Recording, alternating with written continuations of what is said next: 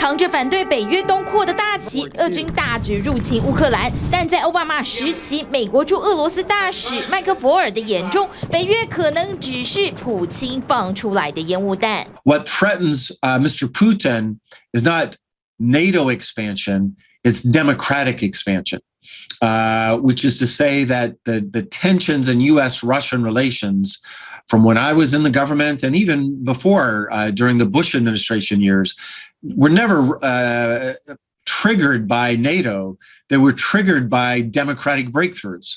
麦克佛尔长期观察俄罗斯的政局，也多次跟普京面对面接触。他认为普京担忧的其实是乌克兰逐渐民主化，甚至开始向欧盟靠拢。尤其2014年民主派的波洛申科当选总统之后，更是让普京开始坐不住。Since 2014, Putin has been trying to undermine Ukrainian democracy, using money, using occupied territories, supporting separatists in the eastern part of Ukraine, annexing Crimea. And then finally, I think he just became frustrated with his inability to undermine democracy through those means, and he decided to invade. 长期忌惮民主国家的扩张，导致这场俄乌战火爆发。麦克佛尔认为，邻近的中国大陆恐怕也有同样的担忧。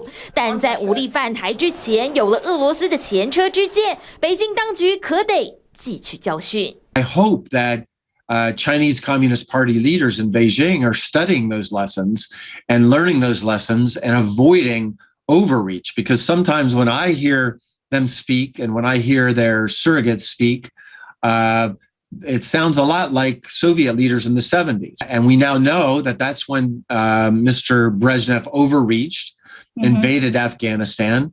And that invasion was one of the triggers that led to the collapse of the Soviet Union. 尤其这场俄乌战争在军事实力悬殊的情况下，乌克兰坚强的反抗意志成功阻止了俄军，粉碎了普京闪电战术的如意算盘，双方战事因此持续拉长。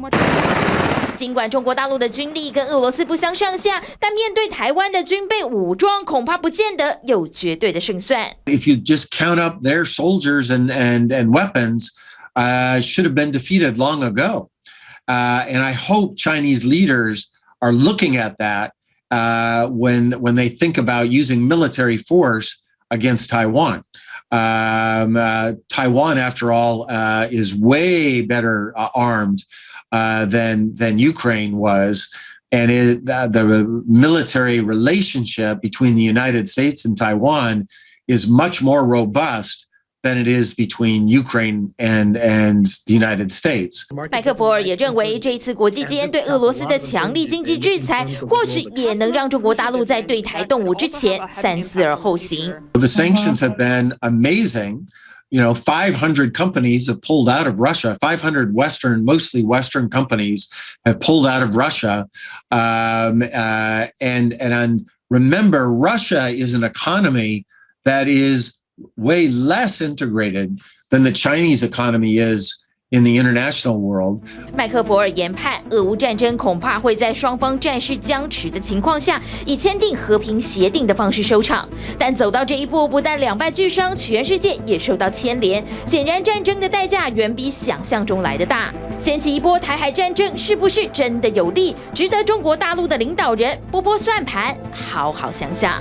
TVBS 新闻综合报道，请支持 TVBS 国际 Plus 全新频道，让您扩大视野，掌握趋势，接轨全世界。恳请订阅，开启小铃铛。